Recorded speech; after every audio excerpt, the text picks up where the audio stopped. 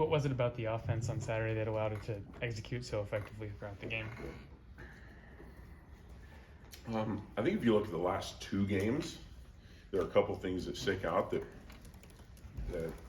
we've talked about not being there for a good bit of the season, and one is turnovers or ball security. If you look at it the opposite way, we didn't give the ball to the other team, and we hit some explosive plays in the pass game.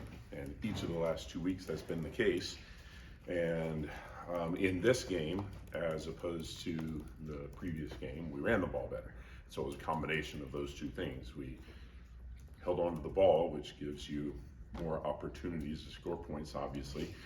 But when you're an offense like ours and you're not trying to play with tempo and you give up opportunities, it impacts you in a major way. And if you look at some of the advanced analytics like points per possession and a number of things like that, I think you see a lot of things that have been in our favor that are trending up to an even higher level.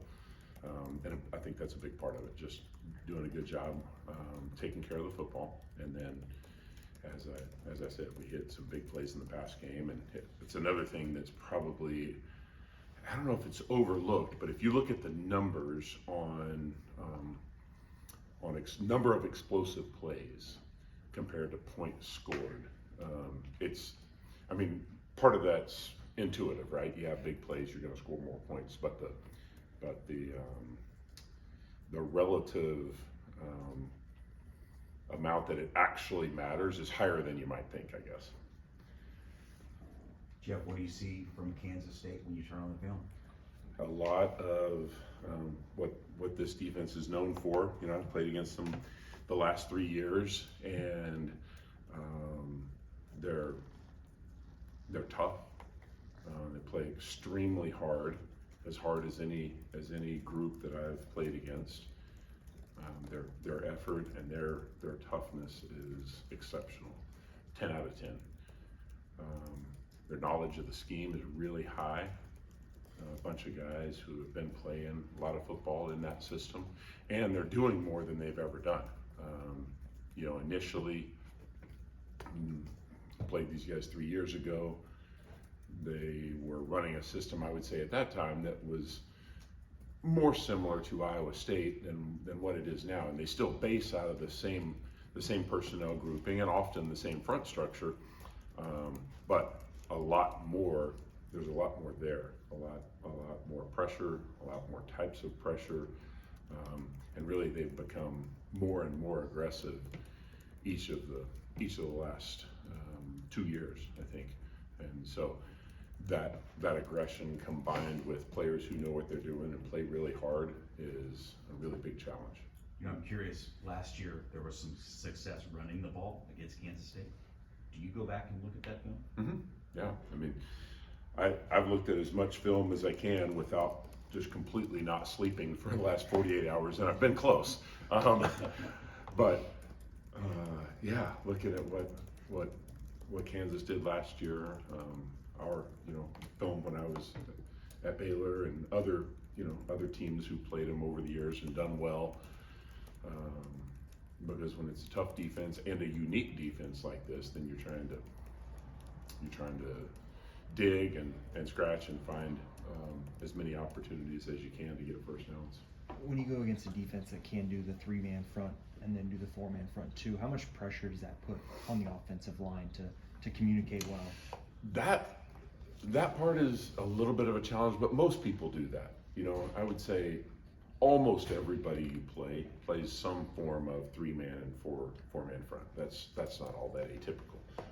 What is unusual is they're stemming just before the snap, so changing the front from one front to the other, so it looks like it's going to be an odd front with 3 down, and then they slide it over, and then it's an even front, and they cover up both guards, or they start with their defensive ends wide, and then they tighten them up on the tackles and walk the linebackers up, and then it's all that combined with ball snapped, blitz patterns, guys running through gaps, cross blitz, twists, really challenging things for the offensive line to handle. So it's the combination of all that that's really hard not necessarily just the difference between being in and even up front. They have the conference sack leader right now in Mott. Just what kind of challenge can he present to the O-line?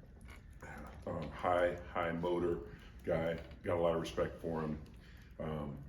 Really good with quick inside move, quick inside spin. It's almost like you do everything you can to prepare for it, and then you don't realize till you get in the game. I remember last year, just the amount of time that we spent talking about that and trying to stop his inside rush moves, and then you get in the game, and at some point it still wins, and you look at your tackler you're like, look, I told you all week this is going to happen, but sometimes things happen in a game and it's faster than what you anticipated or what it felt like maybe when a scout team guy gave you that look. I'm curious, week to week, do you feel like momentum for offense is a thing, or is that specifically maybe just within a game itself? As a general statement, or for our offense this season? It could be for your offense this season, but maybe more generally, do you feel like things really do carry over? They build week to week? Absolutely, yeah, absolutely. I think they do. I think they can. If you're trending in the right direction, and I think we are.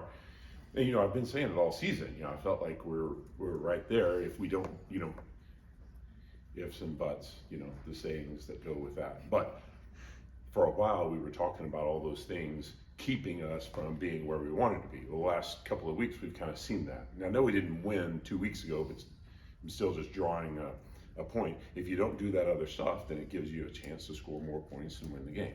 And so, yes, I think we're trending in the right direction. I think that builds momentum, and most importantly, it builds confidence. And I've seen that go both ways. I've seen sometimes you have a team that's kind of up and down from week to week, but usually as the season wears on, either you go one way or the other, and it continues to move in that direction. Devin, being so close to the Kansas career rushing record, you've been here now for about half a season. What value does he bring to your offense? Oh man, I would start with Devin just by saying I think he's been one of the real stabilizing factors on our team. I really feel that way. I can think back to the very first game. We're playing Lindenwood, struggling a little bit early, turned the football over, some guys frustrated on the sideline. And I remember him talking to the whole group and feeling his passion. And,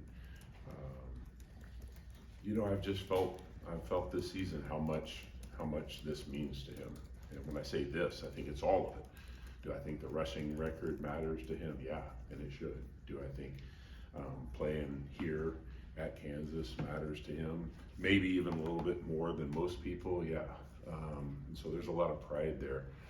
And then obviously just what he's done on the field. And I said early in the season, or even before the season started, I had a lot of questions about him and our other running backs. And one of the points I made is, how he needed to improve at just putting his foot in the ground and splitting two would-be tacklers and going to make an ugly 3 or 4 yards, and at times that might become more.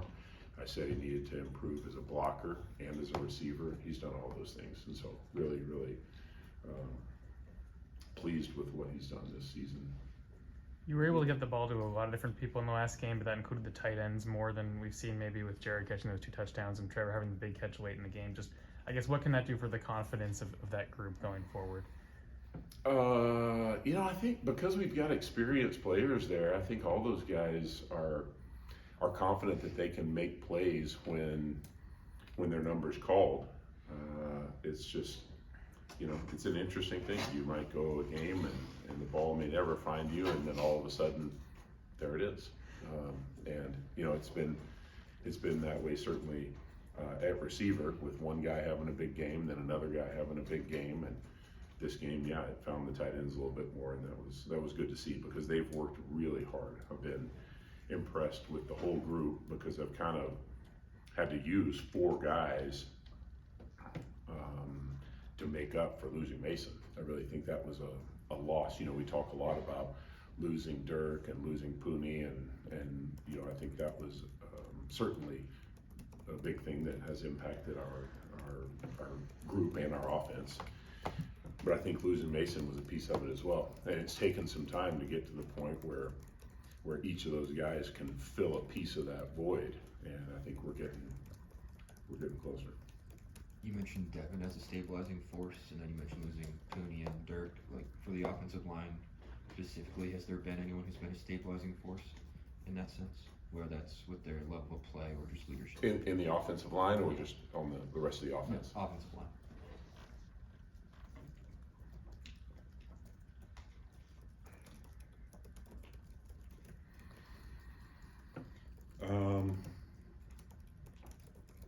Yeah, that's a good question.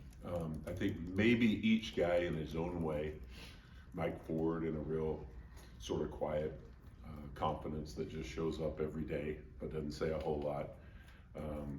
Maybe Kobe and Bryce Cable do it a different way because they're guys who are more fiery, more emotional, and so you feel their passion every now and then. I think Logan, just in terms of how he's played. But yeah, maybe a little bit different with each guy, but not one guy that sticks out.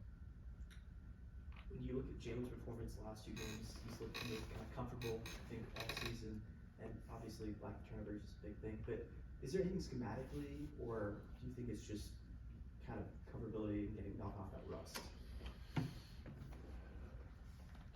I think most of it is the work that he's put in and our receivers have put in. I think that's most of it. I would like to say that the decisions that we've made as coaches to try to lean into his strengths and our other players' strengths have helped that as well. But I really got to give JD and the receivers that have worked really hard to get right with him and get in sync more so the credit for it. How much is after? You talked about Skinner and him. How much what? Is after practice and on their own time. You talked about that last week with him and Skinner, but is that all of them? I mean, are you seeing a lot more of that? Yeah, different guys at different times. Yeah. You know, that particular week, I think it was just really, really strong to see the game that Q had, and then to think back about the fact that every day after practice he was out there. You know, but yeah, there are different guys in different spots. Sure. Anybody else? All right, fellas. Have a good day.